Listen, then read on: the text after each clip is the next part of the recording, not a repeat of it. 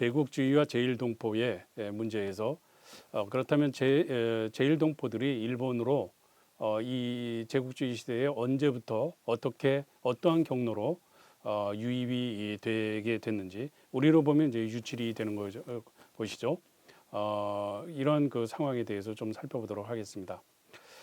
강재원, 김동훈 선생이 쓰신 제1한국조선인 역사와 전망이라고 하는 책에서는 일본으로 제국주의 시대에 일본으로의 제일동포들의 유입에 대해서 3단계로 나누어서 설명을 합니다. 물론 이 3단계라고 하는 것은 한일 병합이 일어난 1910년부터 아시아 태평양 전쟁이 일어난 1939년 이전, 즉 1938년까지를 제3단계, 세 개의 단계로 나누어서 설명을 하고 있습니다.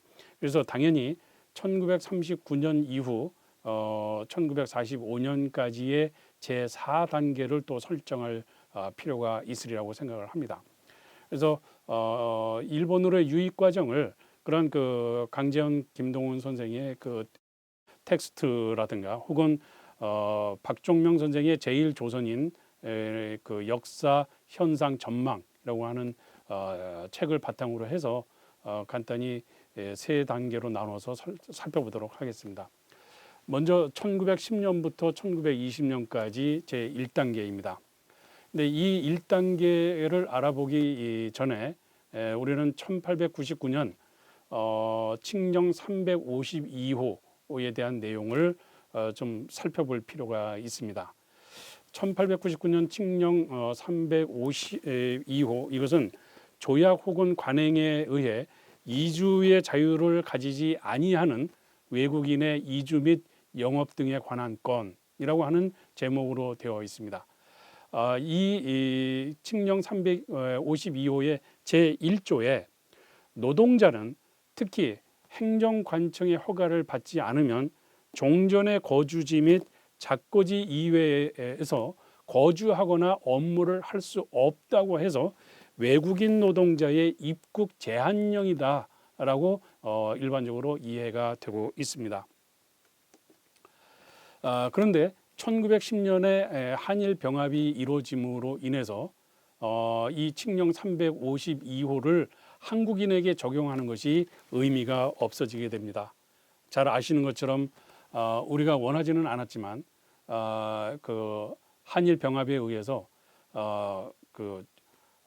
대한제국의 황실과 그 대한제국의 정부가 없어지게 되고 그리고 대한제국의 시민이었던 한국인들이 일본 국적을 부여받게 되었기 때문에 바로 이제 그 칙령 352호가 외국인을 대상으로 하는 그런 그 정책이었다고 하는 점에서 이미 외국인에서 일본 국적을 부여받은 사람이기 때문에 한국인들에게 이 칙령 352호를 적용할 수가 없게 되게 됩니다. 그러니까 이제 그 제한령이 이제 의미가 없어진 것이죠. 그래서 일본 자본가와 한국 노동자의 이해 일치에 따른 한국 노동자의 일본 이주가 본격적으로 이제 시작이 되게 되는 것입니다. 그래서 세츠 방적 회사 이 오사카를 중심으로 해서 뭐 오사카라든가 그 효고라든가 이런 데를 중심으로 여러 이제 공장이 있는 그런 회사인데 이 방적 회사에서 가장 먼저 한국인 노동자들을 이주시키기 시작을 합니다. 그래서 세츠 방적 회사의 기즈가와 공장이 1911년에 한국인 노동자를 수용해 갑니다. 그리고 이듬해인 1912년에는 효고현에 있는 아카시라고 하는 곳에 있는 그 아카시 공장에서 세츠 방적 회사의 아카시 공장이죠. 아카시 공장에서도 조선인 노동자들을 고용을 하기 시작을 하게 되는 것입니다. 그리고 이어서 계속해서 이제 한국인 노동자들이 이제 일본으로 많이 가게 되는데 일단 그 하나의 계기가 1919년이 되게 됩니다. 그래서 이 제1단계가 1920년까지인 이유가 바로 이제 1919년에 일어난 일련의 그 사건인데요. 바로 1919년에 2월 8일 날 도쿄 한국인 유학생이 28 독립선언을 발표를 합니다. 이것이 이제 3.1 독립선언의 그 독립운동의 기폭제가 된 그런 그 독립선언이죠. 그렇게 되니까 그 2월 8일 날에 도쿄 한국인 유학생의 독립선언이 있고 3월 1일 날 본국인 그 유학생들의 본국이죠. 한반도에서 조선인들이 한국인들이 독립선언을 하고 독립만세 운동을 일으키게 되니까 4월 달에 조선 총독부 경무총감령 제3호가 발표가 됩니다. 여기서는 조선인들의 여행 단속에 관한 건이라고 볼 수가 있겠는데 일본으로 가는 것을 제한한다. 일본에 기껏 불러서 그 유학을 시켜서 이제 그 선진 학문을 가리킨다라고 하는 나름대로 생각을 가지고 있었는데 그래서 이제 받아들여서 교육을 시켰더니 기껏 하는 게 독립 운동을 하는 거냐, 이런 사람들을 일본에 받아들일 필요가 없다. 그래서 한국인들의 또 일본 도항을 제한하는 그런 상황으로 벌어지게 됩니다. 그래서 칙령 1899년의 칙령에 의해서도 그 도항이 이제 그 외국인들의 그 도항 일본 이주가 자유롭지 못했었는데 제한이 됐었는데 한일 병합으로 인해서 그것이 이제 의미가 없어져서 자유롭게 됐다가 1919년에 경무 총감령 3호에 의해서 일본 도항이 상당히 이제 제한되는 그런 상황에 몰리게 됩니다. 그리고 이제 이 1단계에 일어났던 일 가운데 이제 그 제일동포 관련된 그 건과 관련해서 이제 살펴볼 내용이 토지 조사 사업입니다. 뭐 이것도 뭐 우리 역사책을 통해서 공부를 어느 정도 하셨으리라고 생각을 하는데, 토지 소유권을 조사하고 토지 가격을 산정하고 측량에 의한 지형 지모를 조사하는 것이 이제 이 토지 조사 사업의 주된 내용인데, 이 가운데 이제 토지 가격 산정은 지세나 지세 부가세를 부과할 목적으로 했던 것입니다. 근데 이러한 토지 조사 사업을 통해서 자발적으로 신고를 하도록 되어 있고, 그것을 하지 않은 토지에 대해서는 이제 몰수하는 그런 상황이 되다 보니까 상당수의 이제 자작농이 몰락하는 그런 상황이 벌어지게 되고, 그래서 그 자작농들이 일본으로 노동자로 이주를 하게 되는 그런 상황에 내몰리게 되는 것입니다. 이 토지 조사 사업에서 이제 토지 소유권 조사와 관련해서 신고주의를 원칙으로 했기 때문에 농민의 76.9%가 이제 소작농 혹은 자작 겸 소작농인 그런 그 상황 속에서 신고라고 하는 것이 이제 제대로 이루어질 리가 사실은 이제 만무한 그런 상황이었습니다. 근데 물론 1910년대 농민들이 해외로 유출되었지만 이 해외로 유출됐던 농민들의 상당수는 중국 동북지방이나 시베리아로 간 사람들입니다. 사실은 이 신고주의에 의해서 자작농이 몰락하고 그렇기는 했지만, 자작농이 몰락하면서 소작농이나 또는 자작 겸 소작농 같은 경우는 더 열악한 상황에 내몰리게 되니까 이런 사람들이 거의 유민화되는 그런 형태로 중국 동북지방이나 시베리아로 이렇게 이주를 하게 됩니다. 그리고 일본으로 이주한 사람은 굉장히 소수였는데 이 사람들은 누차 말씀드리는 것처럼 자작농이 중심이었다, 이렇게 볼 수가 있겠습니다. 그래서 여하튼 간에 이 토지조사 사업이라고 하는 것이 1단계인 1910년에서 20년 사이에 시작이 돼서 일어났던 그런 사업이고, 그 속에서 토지조사권 소유 과정에서 상당히 그 농민들의 해외 유출이 일어날 수 있는 배경을 만들게 되었다라고 하는 점은 기억해 두시면 좋을 것 같습니다. 그리고 이제 1921년부터 30년까지의 2단계인데 이 2단계의 어떤 의미에서 보면 시작이라고도 할 수 있는 것이 1918년에 종결이 된 1차 세계대전입니다. 1차 세계대전은 1914년부터 18년까지 일어났는데, 이 18년이라고 하는 시점은 제1단계에 해당하지만 이 18년에 종결된 이 세계 1차 세계대전에 일본이 연합국 측의 일원으로 참전을 하면서 나름대로 이제 연합국들의 뭐 전쟁 지역은 유럽이었기 때문에 일본이 군사력을 보내거나 그런 거는 아니고 참전했다고 그 연합국 측으로 참여를 했다 하더라도 사실상은 이제 그 군수 물자를 보급하는 그런 역할을 주로 했던 것이고 그렇기 때문에 경제 호황이 상당히 일어났었는데 이 종전이 됨으로 인해서 이 전쟁 기간 동안에 누렸던 경제 호황이 끝나버리게 됩니다. 끝나면서 이제 무역 수지가 전쟁 시기보다 악화가 되는 그런 상황이 벌어지게 되고 이어서 1923년에 일본의 그 경제에 또는 사회적으로 경제적으로 막대한 영향을 미쳤던 것이 바로 이제 관동 대지진이 일어나게 되는 것입니다. 1923년입니다.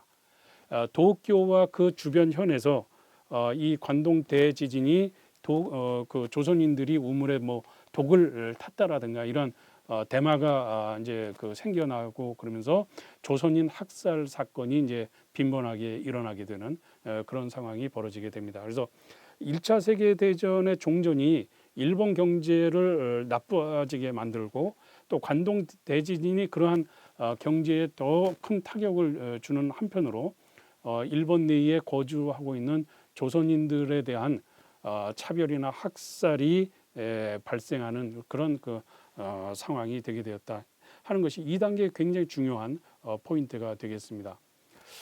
그러면서 이제 도항 저지 제도라고 하는 것이 이제 생겨나서 그 1919년 4월달에 조선 총독부에서 그 발표한 도항 제한 저지 같은 것들이 있었는데 22년 12월에 조선인의 여행 단속에 관한 건이 폐지가 됩니다. 그러니까 19년부터 22년까지 있었던 그런 것이 되겠죠. 그래서 이 조선인의 여행 단속에 관한 건이 22년 12월에 폐지가 되면서 자유도항제가 이제 다시 시작이 되고 그래서 일본으로 이주해 간 사람들이 또 생겨났는데 이게 이제 23년에 그 관동 대지진으로 인해서 또 학살당하게 되는 그런 사람이 늘어나는 요인이 되기도 했다고도 볼 수가 있을 것 같습니다. 그리고 25년 8월 달에 일본 내무성이 조선 총독부에 대해서 이제 다시 또 도항 제한을 요구하는 그런 그 요청을 하게 돼서 조선 총독부가 그런 일본 내무성의 뜻을 받아들여서 도항 저지 제도를 실시를 하게 됩니다. 아마도 미국이 일본인이라든가 중국인들에 대한 초창기 그 미국으로 이민에 대해서 쿼터를 늘렸다 줄였다 또는 억제를 금지를 했다 하는 그런 이민 정책들이 여러 번 이제 바뀌게 되는데 이 일본에 있어서 그 조선인 한국인들의 일본으로의 동항을 풀어줬다가 또 이제 잠갔다 하는 그런 일련의 과정들이 서로 이제 반복적으로 일어나고 있는 것을 볼 수가 있습니다. 여하튼 25년 8월에 다시 이제 도항 저지 제도를 이제 실시하게 되는데 28년 7월 24일에 조선 총독부의 경찰국이 각도 경찰부에 보낸 통달에 도항 저지 제도가 있기는 하지만 모든 도항을 희망하는 사람들을 다 저지하는 것이 아니고 허가를 할 수 있는 사람들이 있다 하면서 도항을 허가해 줄 수 있는 사람들의 기준을 몇 가지 제시를 합니다. 그 주된 내용이 뭐냐면 일본으로 가면 취직될 것이 확실하다고 인정되는 자 그러면 도항을 허가해도 된다. 가서 이게 굉장히 불황자가 되거나 이렇게 될 만한 사람들은 도항을 저지를 해야 된다. 근데 취직될 게 확실하면 도항을 인정한다 하는 겁니다. 그래서 이제 취직될 것이 확실하다고 인정되는 자, 뱃삭과 그밖에 여비를 빼고도 10엔 정도 이상의 돈을 가지고 있는 자, 모르핀 주사 상습 투여자가 아닌 자. 그러니까 당시로 보면은 중국이나 일본이나 한국이나 이 마약 아편 이런 것에 이제 그 중독자들이 상당히 많아서 그런 그 마약 상습 투여자가 아니어야 된다라고 하는 것이 이제 필요합니다. 그리고 노동 중개인의 모집에 응해서 도항하는 것이 아닌 자 등등입니다. 이런 사람들에 대해서는 도항을 허가할 수 있다라고 하는 것이 이제 그 통달로 보내지게 되는 게 28년입니다.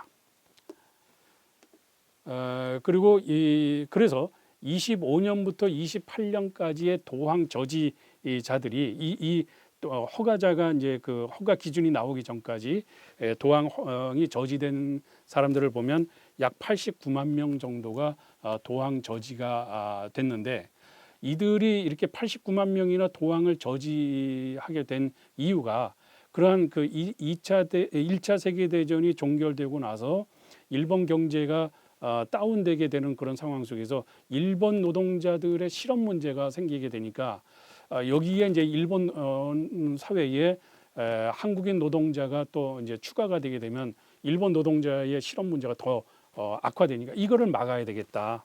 그래서 일본 국내 실업 문제 악화를 방지하기 위한 대책이 상당히 컸다. 그리고 두 번째는 경찰의 감독이나 통제에 의한 치안 대책으로서의 도항 저지가 상당히 주요했다라고 하는 점을 들 수가 있습니다.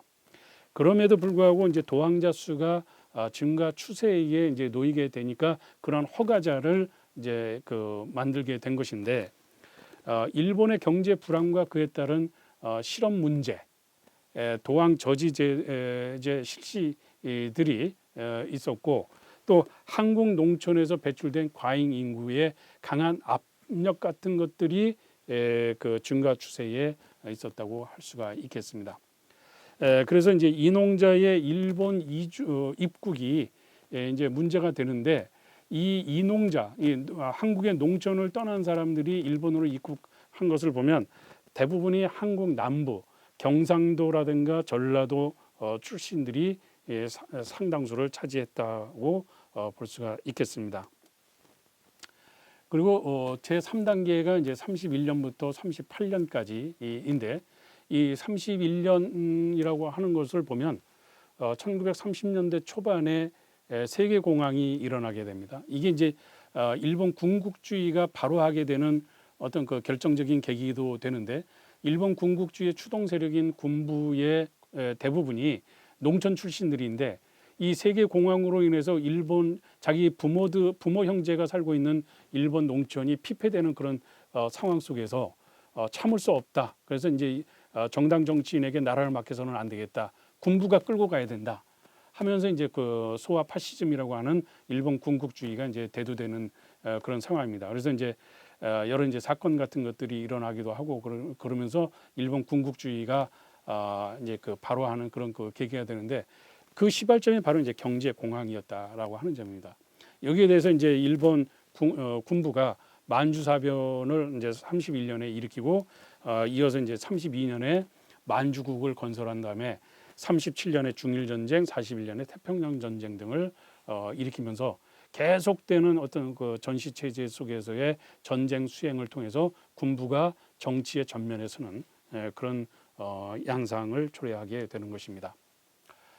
일본 군국주의 하에 일본과 한반도를 보면, 한반도는 그 일본의 대륙 진출을 하는 데 있어서의 병참 기지로서의 역할을 했고, 일본은 중화학공업 정책을 추진하는 그런 그 상황이었기 때문에 이러한 일본의 중화학공업을 추진하는 데 있어서는 이게 이제 광산이라든가 공장 노동자들을 대량으로 이제 필요로 하는 그런 상황이다 보니까, 그 광산 노동자나 공장 노동자로서의 한국인들의 일본 도항이 자연스럽게 이루어지는 그런 상황이 벌어지게 됩니다.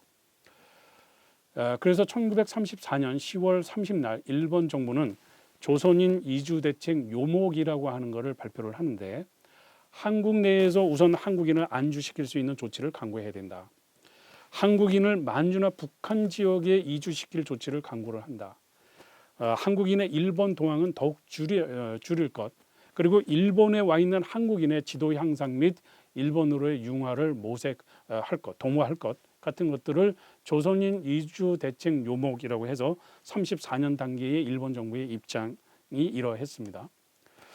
그런데 이제 이후에 일본에 나와 있는 이 지금 이제 요목의 마지막 내용에서도 나와 있는 것처럼 그 내선 중화, 동화 사업을 강화하는 그런 측면이 이제 강조가 되고 그러면서 관련된 여러 그 모임들이 이제 만들어지게 됩니다. 상해회, 내선협회, 지방협파회 그리고 중앙협파회 같은 것들이 1921년, 24년, 36년, 39년 등에 각각 설립이 돼서 일본 내에서 나름대로 이제 그 친일 단체로서 이제 활동하기도 하고 하는 그런 그 상황이 벌어지게 되는 것입니다.